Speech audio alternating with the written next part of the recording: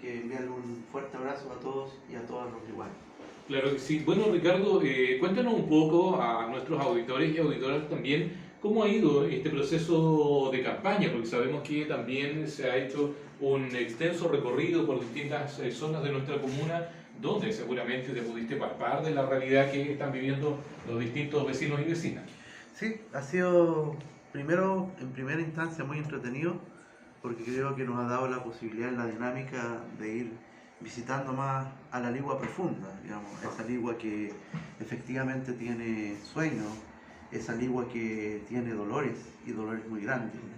Y nos hemos podido dar cuenta que hay gente de algunos sectores que se sienten votados, otros que se sienten discriminados, hay algunos que se sienten invisibles. Y eso nos ha llamado mucho la atención y ojalá que nosotros pudiéramos de alguna manera hacer que sean visibles, que los podamos ver, que podamos finalmente conocer sus problemas profundos. Creo que hoy día la gente necesita mucho afecto, mucho cariño y hoy día, como tal cual lo hemos dicho nosotros desde el principio de la campaña, nosotros queremos poner en el centro al ser humano, a la persona, al Giovanni, no al Giovanni locutor, no al Giovanni que lo pueden ver a lo mejor incluso como un producto de medio, ¿no? Sino que al Giovanni que efectivamente tiene un dolor, que es de carne y hueso, que tiene corazón y tiene los mismos sentimientos que las personas que están afuera y que hoy día tienen un problema en particular, como lo ha tenido también la gente de la Juan Pablo II. Giovanni, con mucho dolor nos llamó una dirigente, Juan Pablo II, solicitándonos ayuda porque llevaban 3 días sin agua. Y bueno, tú fuiste testigo de eso y la verdad que pudimos hacer la gestión para que con quienes corresponden, para que ni esos niños que están ahí en ese blog de la Juan Pablo II, ni los adultos mayores, ni los matrimonios que están preocupados de poder resolver sus temas familiares, pudieran de alguna manera tener agua, que es la necesidad básica que uno debe tener en una casa. Claro que sí.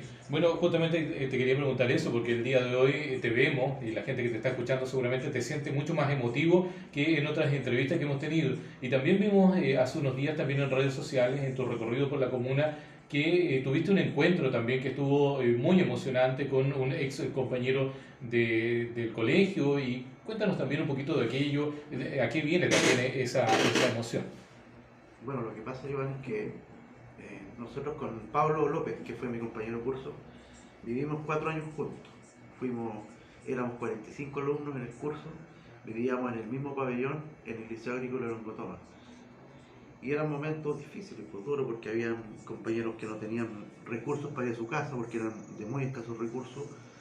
Y la verdad es que éramos una familia. Hoy día uno puede decir que lo que nos entregó el Liceo Agrícola de Longotóvar, junto con todo el equipo docente que está ahí, donde estaba la Blanca Roja, estaba Víctor Medina y así muchos otros profesores que pasaron por ahí, Nicolás Orellana, que también me hizo clase. La verdad es que fueron momentos difíciles, pero también fueron momentos de pasión, de que sentir que habíamos 45 alumnos de mi curso que éramos prácticamente todos hermanos. No había diferencia ni económica, no había diferencias políticas, ni religiosas, ni nada. Entonces recordar de alguna manera de cómo fue el esfuerzo, de que estuvimos ahí a veces con hambre, a veces con frío, a veces echándole de menos a la familia, ¿no? Al calor de la casa, pero como podíamos los más grandes, apoyábamos a los más chicos y así estuvimos durante 4 años estudiando y para poder ser mejores personas. Cuéntanos a propósito de lo que estamos hablando, de eso mismo. Tú decidiste, fue una opción familiar, ingresar al Liceo Agrícola de Longotóvar, porque recordemos que además tú vienes de una familia de campo donde viven y han vivido, ¿cierto?, las tradiciones de nuestra zona, pero ¿cómo se da esa instancia de ingresar al Liceo Agrícola de Longotóvar? Lo que pasa es que en noviembre del año 1988 llegó el director de ese entonces, que era don Antonio Díaz, a promocionar el Liceo Agrícola, que era su segundo año como Liceo Agrícola del Instituto de Educación Rural, que es una institución que viene de la Iglesia Católica, que fue formada por Monseñor Rafael Larraín en 1957, principalmente para poder ayudar a los campesinos y a los hijos de los campesinos.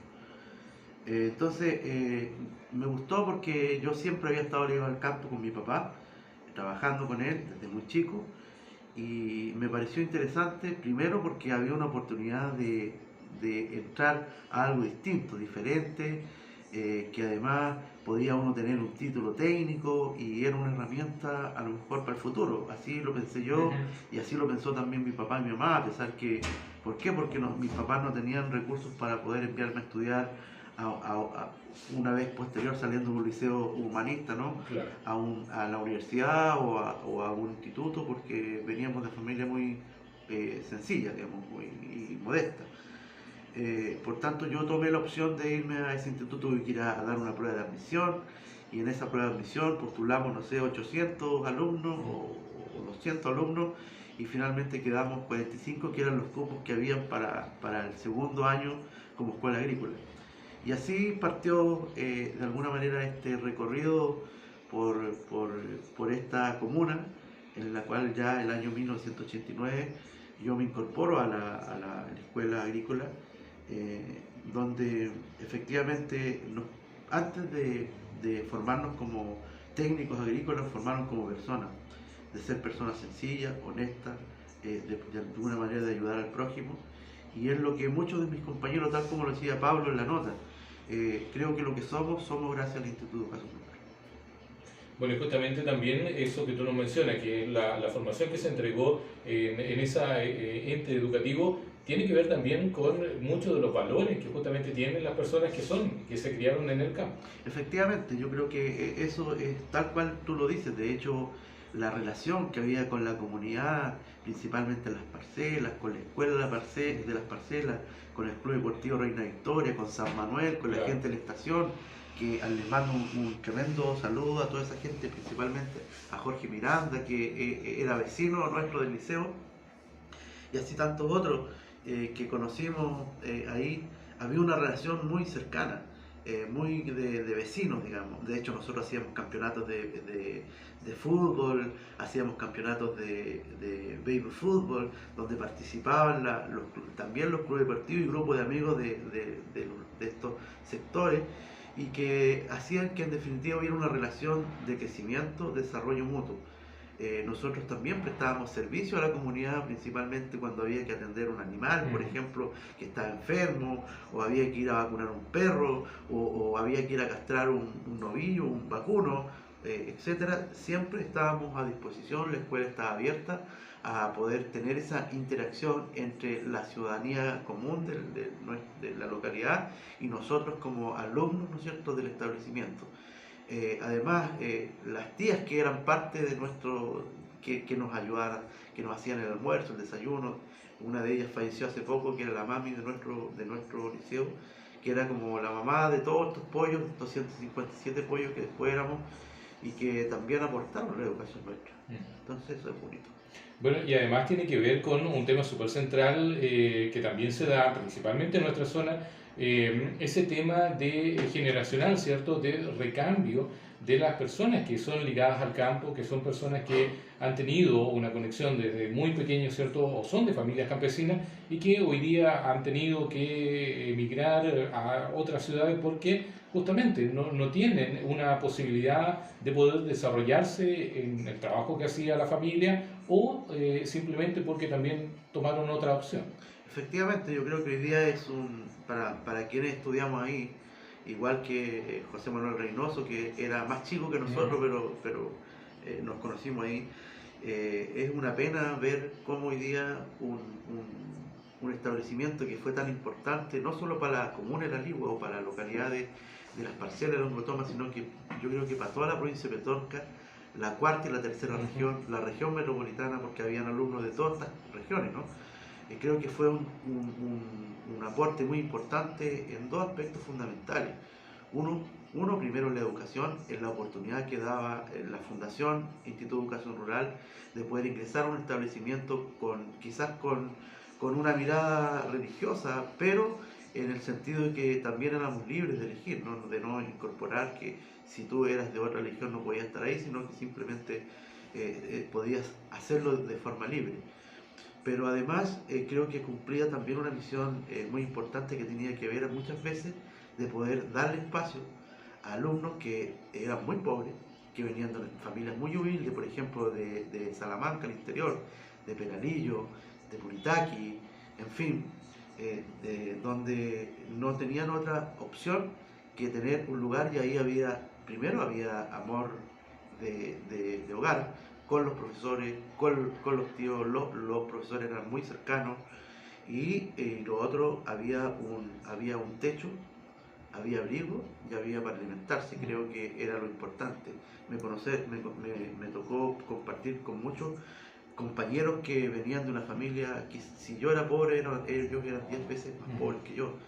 Entonces, cuando uno se encuentra después del tiempo con esos compañeros que hoy día son otras personas, nosotros cada 3, cada 4 años hacemos un encuentro de exalumnos y nos encontramos y nos acordamos de cómo fueron esos tiempos, y además vemos que cada uno de ellos siguió el camino que efectivamente era correcto. Son personas de bien, tienen una bonita familia, han podido también educar a sus hijos en la misma impronta en la cual nosotros fuimos educados, y creo que eso hoy día no se da mucho. Eso a uno le echa de menos la educación, que la educación no sea esta educación de mercado, donde finalmente aquí se preparan máquinas para salir a hacer dinero. No, nosotros fuimos educados en una forma distinta de la educación, donde la educación era integral, donde los profesores estaban preocupados de los problemas que tenían los alumnos, y creo que hoy día hay mucho más herramientas que las que teníamos nosotros en aquel entonces. Entonces, en realidad uno le echa de menos que finalmente este gran empeño que ponen los profesores por su parte, uno esperaría que también lo hiciera el Estado, que pusiera todas las herramientas y los instrumentos que tienen para que finalmente quienes vienen de familias pobres puedan tener mayores oportunidades de crecimiento. Claro, y justamente en relación a lo que tú nos dices, muchos de los alumnos que estaban en el instituto eran alumnos que llegaban en marzo y que se iban en diciembre, o sea que muchas veces no tenían la opción de visitar a su familia durante el año. Efectivamente, incluso había alumnos que no se iban nunca, que pasaron los 4 años ahí, Imagínate. porque era mucho más grande, como te digo, estaban todo lo necesario para sobrevivir. Y se quedaban en el verano y se quedaban trabajando, y la escuela muchas veces hacía acuerdos con ellos y nos pagaba, entre comillas, nos pagaba por poder aportar, ¿no es cierto? Porque había un montón de cosas que mantener, había plantas, animales, etcétera. Pero fueron bonitos tiempos. Además nos enseñaron, nosotros mismos nos levantábamos a las 4:30 de la mañana a hacer el pan. Hoy día, si un alumno hace eso, a lo mejor algún apoderado o incluso algún profesor lo podría acusar al establecimiento de explotación infantil. Claro. Pero la verdad que nosotros lo hacíamos con cariño, y además que era para nuestros propios alimentos. Hacíamos el aseo, los dormitorios, los baños, había limpieza, tal como lo decía el Pablo, todo estaba limpio, no había nada sucio, teníamos turnos de trabajo, había un compañero nuestro que era nuestro jefe de semana, que era el que nos organizaba para poder de alguna manera cumplir con las labores que nos encomendaba nuestro establecimiento, y que nosotros hacíamos con gusto y con ganas, porque finalmente aportaba también al crecimiento interior de cada uno de nosotros. Claro, los mismos alimentos que cosechaban ustedes también eran parte de su alimentación. Sí, efectivamente, todas las verduras, frutas que teníamos, algunos animales, conejos, aves, huevos para alimentarnos, era parte del queso que hacíamos, ¿no? También era parte de nuestro diario vivir, y creo que hoy día nos gustaría que ojalá la educación que nosotros tuviera esa impronta, digamos, más allá de lo económico, sino que mirada desde del humano, con un sentido humanista, que finalmente entregue valores y no entregue herramientas que finalmente hacen que uno sea un depredador en un mundo que hoy día tenemos, que es difícil de vivir. Ricardo, tú al principio de la entrevista mencionaste también a los adultos mayores. Cuéntanos un poco de la experiencia que has recogido en este puerta a puerta que llevas ya en campaña. Bueno, hemos estado en esa lengua profunda, como te decía yo, Giovanni, donde nos hemos encontrado con problemas con adultos mayores muy complejos. Adultos mayores que no tienen la atención de nadie, que viven solos, que no tienen que comer. Y eso a nosotros nos ha dolido mucho, nos ha llegado muy, muy fuerte, porque uno dice, bueno, qué miserables somos los seres humanos, qué miserable es el Estado, cuando hoy día la gente nuestra, la gente de Longotoma, de allá arriba de Pichilemu, de La Canela, de Santa Marta, de Cuyancón, de Trapiche, Casas Viejas, etcétera, Las Parcelas, San Manuel, Mariano Alfonso, se sienten olvidados, se sienten dejados de lado, sienten que la autoridad y este gobierno en particular no ha sido capaz de resolverle sus problemas y que llevan muchos años esperando una solución y finalmente se han quedado con la esperanza. Y esa gente aún tiene esperanza de que las cosas pueden ser distintas. Y nosotros le hemos dicho, bueno, nosotros queremos que hoy día las cosas sucedan y nosotros estamos dispuestos a dar ese paso, aunque sea comenzando de nuevo. Y que decirles que si hay algo que a nosotros más nos preocupa, es el sentir de la persona más allá de lo económico, más allá de lo mundano, sino que simplemente cómo podemos de alguna manera, con cariño, con afecto, poder ayudar a resolver los problemas de esos adultos mayores que hoy día son invisibles. Por último, Ricardo, me gustaría que pudieras tú también hacer una invitación a todos nuestros auditores y auditoras, porque el día de hoy se va a dar un debate que, no sé, es el primero, no sé si va a ser el único, así parece por las condiciones sanitarias que tenemos, ¿cierto?